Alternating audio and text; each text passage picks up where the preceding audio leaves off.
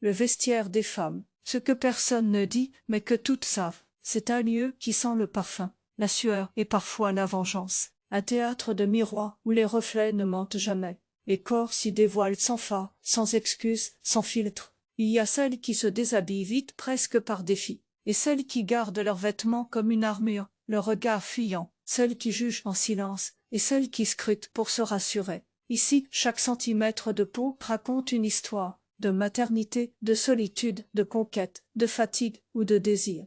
Le vestiaire, c'est aussi la guerre des sous-entendus. Les sous-vêtements disent tout, l'ensemble coordonné noir dentelle, elle veut qu'on sache qu'elle existe. Le vieux coton délavé, elle s'en fout, ou peut-être pas. Les marques, les cicatrices, les vergetures, personne n'en parle, mais tout le monde regarde. On parle fort de tout sauf de soi. Des collègues, des hommes, des enfants.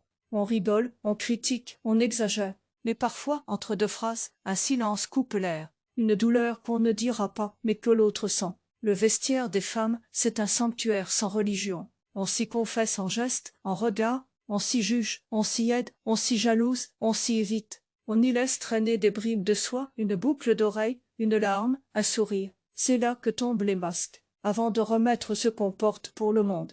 Chapitre 7. Les non-dits du désir. Et si le vestiaire était le lieu de tous les fantasmes refoulés, il y a des choses qu'on ne dit pas, des frissons qu'on ressent au mauvais moment, pour la mauvaise personne, au mauvais endroit, des regards trop longs, des silences trop chargés. Et dans le vestiaire, le désir ne parle pas, il respire. Séquence 1, celle qui observe trop longtemps. Deux femmes, une qui se change, l'autre, dos au miroir, la regarde par reflet. Elle fait semblant de chercher son sac, ses yeux trahissent, femme, un monologue intérieur. Je sais qu'elle regarde, mais je ne bouge pas, juste pour voir si elle continue, juste pour sentir que je peux encore provoquer quelque chose. Femme de pensée d'étouffer, son dos est parfait, et ce grain de beauté. Je ne devrais pas fixer mais c'est plus fort que moi. Un souffle, un geste de trop, rien n'est dit, mais tout est compris. Séquence 2, celle qui rougit en parlant d'un rêve étrange. Trois collègues rient devant le miroir. L'une d'elles, plus discrète, laisse échapper. Femme, trois voix gênées. J'ai fait un rêve bizarre cette nuit. Avec une fille, une inconnue. C'était troublant. Silence et rire nerveux. L'une demande, tu veux dire, John, tu l'as embrassée?